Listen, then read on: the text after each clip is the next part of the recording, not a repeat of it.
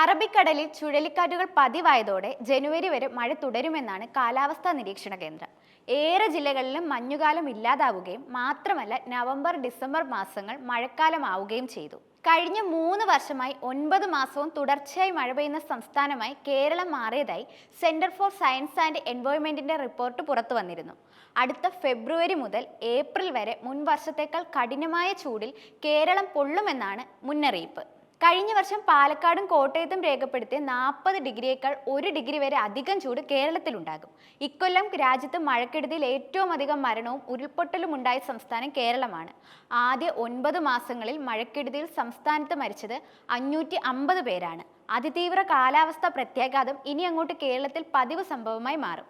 ആഗോള ശരാശരിയിലും കൂടിയ താപവർധനയാണ് ഇന്ത്യൻ സമുദ്രമേഖലയിൽ സംഭവിച്ചിരിക്കുന്നത്.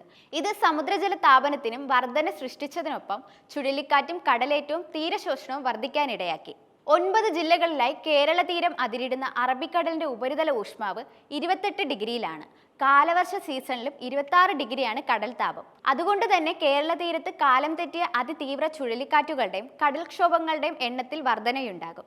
സംസ്ഥാനത്ത് കാറ്റ്, മഴ, മണ്ണിടിച്ചിൽ, പ്രളയം എന്നിവയുടെ എണ്ണം വർദ്ധിക്കും. കൂടാതെ കാലാവസ്ഥാ മാറ്റം സംസ്ഥാനത്തിന്റെ സാമ്പത്തിക ഉൽപാദന മേഖലയിൽ പ്രതിസന്ധി ഉണ്ടാക്കുമെന്നാണ് അനുമാനം.